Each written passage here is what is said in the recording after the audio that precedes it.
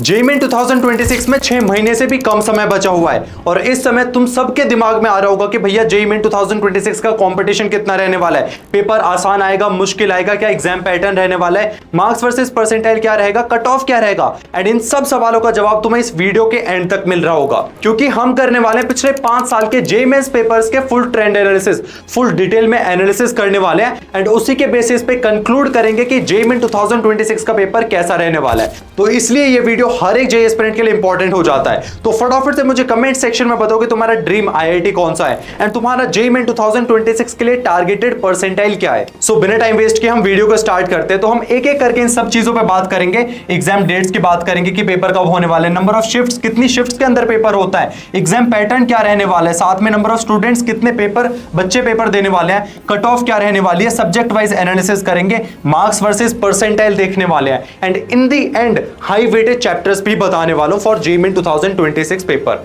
ठीक है, तो सबसे पहले हम देखेंगे एग्जाम डेट्स। एग्जाम डेट्स के लिए हम पिछले 5 साल का पेपर एनालिसिस करेंगे, उसके अकॉर्डिंग हम 2026 की डेट्स एक्सपेक्ट करेंगे कि कब तुम्हारा पेपर हो रहा होगा। तो सबसे पहले 2021 की बात करें तो तुम्हारे 4 अटेम्प्ट्स थे, फरवरी, अप्रैल, मई एंड जुलाई के अंदर। तो ये स्पेशल केस था, यहाँ पे कोविड का टाइम था। सेम आपका 2022 के अंदर भी कोविड का टाइम था, जिसकी वजह से पेपर पोस्टपोन हुआ और जून के अंदर फर्स्ट अटेम्प्ट हुआ, जुलाई के अंदर सेकंड अटेम्प्ट हुआ। तो यहां से हम असली अंदाजा लगा सकते हैं 2023 से लेकर 2025 तक का, कि 2023 के अंदर सारी चीजें स्टैंडर्डाइज हो गई। तो तुम्हारा जो फर्स्ट अटेम्प्ट था वो हुआ था 24 जनवरी से लेके 1 फरवरी तक एंड सेकंड अटेम्प्ट हुआ था 6 से लेके 15 अप्रैल तक। 2024 में 27 जनवरी से 1 फेब के बीच में तुम्हारा फर्स्ट अटेम्प्ट हुआ था, सेकंड अटेम्प्ट तुम्हारा 4 से 9 अप्रैल के बीच में, क्योंकि मल्टीपल शिफ्ट्स के अंदर पेपर होता है, आगे मैं शिफ्ट्स का भी बताऊंगा। 2025 की बात करें तो 22 से 29 जनवरी एंड 2 से 8 अप्रैल के बीच हुआ था। वहीं पे 2026 का हम एक्सपेक्ट कर सकते हैं कि तुम्हारा फर्स्ट अटेम्प्ट होने वाला है last week of January and April, मतलब सेकंड अटेम्प्ट होने वाला है तुम्हारा फर्स्ट वीक ऑफ अप्रैल। तो इससे तुम्हें डेट्स का अंदाजा लग गया एंड इसी के अकॉर्डिंग तुम डिसाइड कर सकते हो कि तुम्हें अपना सिलेबस कब तक कंप्लीट करना है, फिर मॉक टेस्ट, रिवीजन वगैरह कब करने होंगे। नंबर ऑफ शिफ्ट्स की बात करते हैं। अब ये सारी चीजें हमें आइडिया देंगे कि कंपटीशन कैसा रहने वाला है। तो अगर शिफ्ट की बात करें तो फर्स्ट अटेम्प्ट में 2021 में 24 शिफ्ट थी एंड सेकंड अटेम्प्ट के लिए 28 शिफ्ट में पेपर हुआ था। अब यहाँ पे 4 अटेम्प्ट थे तो इसलिए ज्यादा नंबर ऑफ शिफ्ट्स हैं। 2022 में अगेन 12-10 है, 23 में 12-10 है, 24 की बात करें तो 10 शिफ्ट है एंड 10 शिफ्ट तुम्हारी सेकंड अटेम्प्ट की है। 10 शिफ्ट का तुम अंदाजा लगा सकते हो कि एक दिन के अंदर तुम्हारी 2 शिफ्ट होती है, मतलब तुम्हारा फर्स्ट अटेम्प्ट 12 शिफ्ट मतलब 6 दिन में हुआ था और वहीं पे सेकंड अटेम्प्ट तुम्हारा 5 दिन में हुआ था। 2024 में भी सेम 10-10 नंबर है। 2025 में फर्स्ट अटेम्प्ट 10 शिफ्ट हुई थी एंड सेकंड अटेम्प्ट की 9 शिफ्ट हुई थी एंड 2026 में हम अंदाजा लगा सकते हैं कि 2026 के अंदर भी तुम्हारी फर्स्ट अटेम्प्ट में 10 शिफ्ट होंगी एंड सेकंड अटेम्प्ट में भी 10 के आसपास शिफ्ट ही होने वाली है, मतलब 5-5 दिन के अंदर ही तुम्हारा पेपर हो जाएगा। अब आगे बढ़ते हैं, तो फास्ट कवर करते चलेंगे क्योंकि सारी चीजें इंपॉर्टेंट है, सारी चीजें कवर करनी इंपॉर्टेंट है। अब पेपर पैटर्न की बात करते हैं। पेपर पैटर्न से तुम्हें अंदाजा लगेगा कि कंपटीशन कैसे बढ़ता जा रहा है, मार्क्स वर्सेस परसेंटाइल में कैसे फ्लक्चुएशन बढ़ती है, वो तुम्हारे पेपर पैटर्न से आइडिया लग जाएगा। तो 2021 से लेके 25 तक की अगर मार्क्स की बात करें तो 300 नंबर का ही पेपर है, ठीक है, लेकिन नंबर ऑफ क्वेश्चंस में डिफरेंस आया है। 2021 से लेके 24 तक तुम्हारे नंबर ऑफ क्वेश्चंस है 90, लेकिन 25 के अंदर नंबर ऑफ क्वेश्चंस कम कर दिए 75। ऐसा क्यों कर दिया? ऐसा इसलिए कर दिया कि 2021 से लेके 24 तक हमारे पास 30 क्वेश्चन न्यूमेरिकल टाइप होते थे और 60 क्वेश्चंस एमसीक्यूज होते थे। अब इन 30 क्वेश्चंस जो न्यूमेरिकल टाइप है उसमें पहले ऑप्शंस होते थे कि हमें 30 क्वेश्चंस में से 15 क्वेश्चंस अटेम्प्ट करने होते थे, जिसकी वजह से मैक्सिमम बच्चे अटेम्प्ट कर ले जाते थे। और 2021 में तो नेगेटिव मार्किंग भी नहीं थी न्यूमेरिकल टाइप क्वेश्चंस में, लेकिन जैसे तुम देखोगे 2022 से लेकर 2024 तक कि तुम्हारी नेगेटिव मार्किंग इसमें इंक्लूड कर दी। अब इससे हुआ क्या? इससे हुआ ऐसा कि नेगेटिव मार्किंग से थोड़े से मार्क्स वर्सेस परसेंटाइल में फ्लक्चुएशन आ गया। और अच्छे से मैं बताता हूं, पहले 2024 का पेपर देखते हैं, 2025 का। अब 2025 में क्या कर दिया कि यहां पे ऑप्शंस हटा दिए। एनटीए ने बोला कि भाई तुम्हारे पास न्यूमेरिकल टाइप में कोई ऑप्शंस नहीं है, प्लस नेगेटिव मार्किंग भी होगी। इससे हुआ क्या कि 2025 के अंदर कम मार्क्स पे भी ज्यादा अच्छी परसेंटाइल बन गई compare to the previous years. क्योंकि यहां पे क्या होता था कि ऑप्शंस होते थे तो बच्चे बहुत अच्छा अटेम्प्ट करके आते थे, बहुत अच्छे नंबर लेकर आते थे, जिसकी वजह से काफी ज्यादा मार्क्स पे भी कम परसेंटाइल बनते थे। वहीं पे 2025 में तुम्हारी कम मार्क्स पे अच्छी परसेंटाइल बन गई। And JEE main 2026 paper pattern की बात करें तो सेम 2025 जैसा ही रहने वाला है, क्योंकि एनटीए ने ऑलरेडी डिक्लेयर कर दिया कि सेम एग्जाम पैटर्न रहेगा। नाउ अब आगे बढ़ते हैं तो नंबर ऑफ स्टूडेंट्स की बात करेंगे, क्योंकि यहां से अंदाजा लगेगा कि भैया कट ऑफ क्यों बढ़ रही है। पेपर पैटर्न से तुम्हें अंदाजा लग गया कि मार्क्स वर्सेस परसेंटाइल क्यों चेंज होता है। अब यहां से अंदाजा लगेगा कि कट ऑफ क्यों बढ़ते जा रही है। अब तुम देखोगे 2021 में 10 लाख बच्चे, 2022 में 10 लाख बच्चों ने पेपर दिया, 23 में 11 लाख, फिर 24 में 14 लाख बच्चे, 25 में 15.5 लाख बच्चे। अब तुम देखोगे कि ये नंबर बढ़ते जा रहे हैं। लेकिन भैया 2026 में कितने नंबर ऑफ स्टूडेंट्स पेपर देने वाले हैं? अब ये है रजिस्टर्ड स्टूडेंट्स, जिन बच्चों ने रजिस्टर किया। अब कितने बच्चे अपीयर होते हैं, उसमें से जो भी नंबर है ना, उसमें से 1 लाख माइनस कर दो, क्योंकि उतने बच्चे अपीयर होते हैं। बहुत सारे बच्चे फॉर्म भर देते हैं, पेपर देने नहीं जाते हैं। ठीक है, तो वहीं पे बात करें तो 2026 के अंदर ये नंबर हो सकता है 15 से 16 लाख, 16 लाख तक भी पहुंच सकता है। एंड नंबर ऑफ स्टूडेंट्स बढ़ने की वजह से ही तुम्हारी कट ऑफ बढ़ती है। इसका सिंपल रीजन है, जब तुम्हारे नंबर ऑफ स्टूडेंट्स बढ़ जाते हैं मतलब क्वालिटी ऑफ स्टूडेंट्स भी बढ़ जाते हैं। कुछ बच्चे तो होते हैं ना जिसमें बहुत अच्छा पढ़ते हैं, तो वो नंबर भी बढ़ जाता है। एंड उसी के साथ में तुम्हारी एट द एंड सीट्स बहुत ज्यादा लिमिटेड है। उन लिमिटेड सीट्स के लिए नंबर ऑफ कंटेस्टेंट्स बढ़ गए हैं, तो एनटीए क्या करता है, इसकी वजह से कट ऑफ बढ़ा देता है। आगे कट ऑफ पे और डिटेल में बात करते हैं। कट ऑफ की बात करें तो 2021 से लेके 25 का ट्रेंड एनालिसिस देखेंगे, और फिर 26 में क्या रहने वाली वो एक्सपेक्टेड भी मैं बताने वाला हूं। ठीक है, हम सबसे पहले जनरल की बात करेंगे। जनरल के कट ऑफ की बात करेंगे तो जनरल की बात करें 2021 में 87 परसेंटाइल, फिर 2022 में 88.5, 2023 में 90.5, 2024 में 93.2 और 2025 में 93.1। मतलब तुम देखोगे कि ये परसेंटाइल बढ़ती जा रही है, मतलब कट ऑफ बढ़ती जा रही है। सिमिलरली आपकी कैटेगरी वाइज कट ऑफ भी बढ़ती जा रही है। इसका सिंपल सा रीजन आप देखोगे यहां से, तो तुम्हारा नंबर ऑफ स्टूडेंट्स से डायरेक्टली प्रोपोर्शनल है। तुम्हारे नंबर ऑफ स्टूडेंट्स बढ़ते जा रहे हैं, ठीक है, नंबर ऑफ स्टूडेंट्स बढ़ते जा रहे हैं, एंड इसी वजह से तुम्हारी ये कट ऑफ बढ़ती जा रही है। इसका सेम रीजन है, सिंपल रीजन है, लिमिटेड सीट्स हैं। अब ज्यादा बच्चे बढ़ गए। फॉर एग्जांपल यहाँ पे 15 लाख बच्चों ने पेपर दिया, फॉर एग्जांपल यहाँ पे 20 लाख बच्चे पेपर देते, तो यही परसेंटाइल तुम्हारा 95, 96 पहुंच जाता। समझ गए? आई होप आप समझ गए होगे। तो तुम्हारा कंपटीशन 2026 की बात करें तो सिमिलर ही रहने वाला है। अगर थोड़े बहुत ही बच्चे बढ़ेंगे तो तुम्हारे 93.1 या 2 हो सकता है, ज्यादा से ज्यादा, उससे ज्यादा नहीं होगा।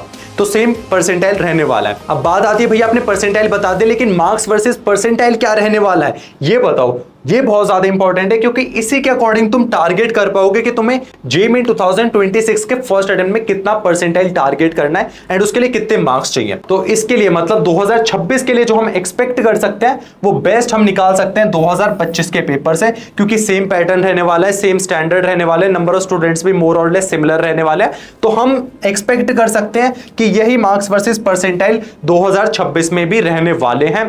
बट भैया 99 परसेंटाइल बन रहा है 175 मार्क्स पे फर्स्ट अटेम्प्ट में, और 98 बन रहा है 155 मार्क्स पे। क्या ये सभी शिफ्ट के लिए सेम होता है? बिल्कुल नहीं, वो तुम्हारी शिफ्ट पे डिपेंड करता है। हो सकता है तुम्हारी शिफ्ट बहुत आसान आ जाए, तो उसकी वजह से 99 परसेंटाइल तुम्हारा 200 नंबर पे भी बन रहा होगा। हो सकता है बहुत तुम्हारी शिफ्ट बहुत टफ आ जाए, तो वही 99 परसेंटाइल तुम्हारा 150, 155 नंबर पे भी बन जाएगा। पर मैं ये एवरेज ले रहा हूं कि तुम्हारा सभी शिफ्ट का अगर एवरेज लगाए तो इतने परसेंटाइल पे बनेगी। 95 की बात करें तो 125 मार्क्स पे हो गया, ये तुम्हारी कट ऑफ थी। 93.1 तुम्हारी कट ऑफ थी 2025 की, जो कि 114 नंबर चाहिए थे फर्स्ट अटेम्प्ट में, और 114 के आसपास ही तुम्हें चाहिए थे सेकंड अटेम्प्ट पे। उसी के साथ 90 परसेंटाइल तुम्हारा 98 पे बन जाता है, और 105 नंबर तुम्हारा बना सेकंड अटेम्प्ट में। अब तुम एक चीज देखोगे, पेपर लेवल ज्यादा डिफरेंस नहीं होता फर्स्ट और सेकंड अटेम्प्ट में, लेकिन क्या हो रहा है यहाँ पे मार्क्स का गैप आ रहा है। मार्क्स का गैप आ रहा है। ऐसा क्यों होता है भैया? फर्स्ट और सेकंड अटेम्प्ट में से कौन सा अटेम्प्ट ज्यादा बेटर है, कौन से अटेम्प्ट को हमें टारगेट करना चाहिए, और ऐसा डिफरेंस क्यों आता है वो मैं अगली स्लाइड में बताता हूं। ठीक है, यहां पे डिटेल में देखते हैं फर्स्ट वर्सेस सेकंड अटेम्प्ट। तो तुम्हारा दोनों अटेम्प्ट्स में 15 से 20 नंबर का गैप आ ही जाता है। अभी तुमने देखा होगा कि दोनों अटेम्प्ट्स में मार्क्स का गैप है, तो तुम्हारा दोनों अटेम्प्ट्स में 15 से 20 नंबर का गैप आ जाता है। पेपर लेवल भी बढ़ जाता है, साथ में पेपर लेवल का भी बढ़ जाता है, थोड़े अच्छे क्वेश्चंस ऐड हो जाते हैं, साथ में बच्चों का प्रिपरेशन लेवल भी बढ़ जाता है। अब तुम्हें एक्स्ट्रा 2 महीने मिल जाते हैं, फर्स्ट अटेम्प्ट के बाद बोर्ड एग्जाम तुम्हारे हो जाते हैं, उसके बाद हर बच्चा तैयार हो जाता है, तो प्रिपरेशन लेवल भी बढ़ जाता है बच्चों का, मोर कंपटीशन बढ़ जाता है, और हार्ड टू इंप्रूव। अगर तुमने फर्स्ट अटेम्प्ट में एक स्पेसिफिक परसेंटाइल है, फॉर एग्जांपल तुम्हारी 98 आ गई, बहुत रेयर चांस हो गए कि तुम सेकंड अटेम्प्ट में इंप्रूव कर लोगे। तो इसलिए तुम्हारा टारगेट अभी से होना चाहिए फर्स्ट अटेम्प्ट। फर्स्ट अटेम्प्ट में जितना अच्छा कर लोगे उतना बहुत बेहतरीन रहेगा। मैक्सिमम बच्चों की फर्स्ट अटेम्प्ट तक तैयारी ही नहीं होती। अगर तुम कर लोगे और स्मार्ट तरीके से जो मैंने सारी चीजें बताई है उन सभी चीजों को लगा के अप्लाई करके, तो डेफिनेटली बहुत अच्छा कर लोगे। अब बात करते हैं सब्जेक्ट वाइज एनालिसिस की। केमिस्ट्री के लिए तुम्हें 65 से 70 नंबर चाहिए 99 परसेंटाइल के लिए, फिजिक्स में 99 परसेंटाइल के लिए 80 मार्क्स चाहिए, मैथ्स में तुम्हें 50 से 55 नंबर पे भी हो जाता है। मैथ्स इतनी ज्यादा टफ पूछी जाती है जेईई मेंस के अंदर, तो मैथ्स में मैं बताता हूं कैसे तैयारी करनी है। अब तुम ये देखोगे सबसे आसान सब्जेक्ट कौन सा है, वो है फिजिक्स।